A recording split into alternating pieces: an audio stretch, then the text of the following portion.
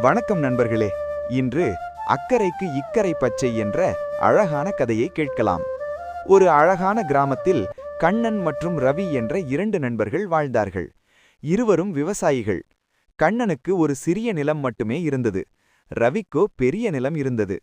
ஒரு நாள் கண்ணன் ரவியின் நிலத்தை பார்த்து கவலையுடன் சொன்னான், ரவி, உன் நிலம் ரொம்ப பெரியது. உனக்கு எந்த கவலையும் இருக்காது. நான் மட்டும் சின்ன நிலத்தில் கஷ்டப்படுறேன். அதைக் கேட்ட ரவி சிரித்துக்கொண்டு சொன்னான், கண்ணா, நீ என்ன சொல்ற? பெரிய நிலம் நல்லதுதான், ஆனா வேலை அதிகம். உன்னை மாதிரி சின்ன நிலம் இருந்தா நிம்மதியா பார்த்துக்கலாம். நான் தான் உன்னை பார்த்து பொறாமைப்படுறேன்.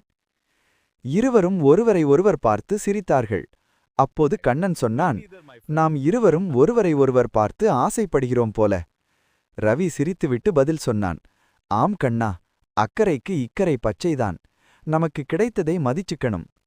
அதன் பிறகு இருவரும் தங்களிடம் இருந்த வாழ்க்கையை மதித்து மகிழ்ச்சியாக வாழ ஆரம்பித்தார்கள். இந்த கதையின் நெறி, பிறரிடம் உள்ளதை பார்த்து ஆசைப்படாதீர்கள். நமக்கு கிடைத்ததே நமக்கான சிறந்த வாழ்க்கை. நன்றி நண்பர்களே. இன்னும் பல நல்ல கதைகளுடன் மீண்டும் சந்திப்போம்.